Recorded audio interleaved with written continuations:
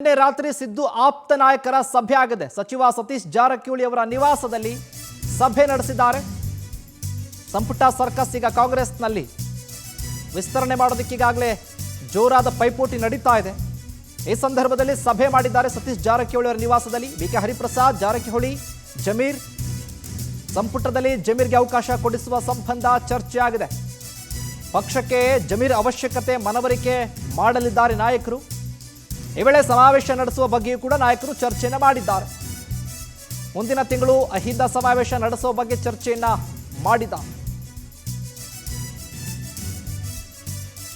ಅಲ್ಪಸಂಖ್ಯಾತ ಸಮುದಾಯದ ಓಲೈಕೆ, ಇದರ ಜೊತೆಗೆ ಆ ಸಮುದಾಯಕ್ಕೆ ಪ್ರಬಲ ನಾಯಕ ಜಮೀರ್ ಅವರಿಗೆ ಅವಕಾಶವನ್ನು ಮಾಡಿಕೊಡ್ಬೇಕು ಮತ್ತೆ ಸಚಿವ ಸಂಪುಟದಲ್ಲಿ ಅನ್ನೋದ್ರ ಬಗ್ಗೆ, ಇದರ ಜೊತೆಗೆ ಮುಂದಿನ ಕಾರ್ಯಕ್ರಮಗಳ ಬಗ್ಗೆ, ಅಹಿಂದ ಸಮಾವೇಶ ಮಾಡುವ ನಿಟ್ಟಿನಲ್ಲಿ ಆ ಚರ್ಚೆ ಬಗ್ಗೆ ಕೂಲಂಕುಷವಾಗಿ ಚರ್ಚೆ ಮಾಡಿದ್ದಾರೆ.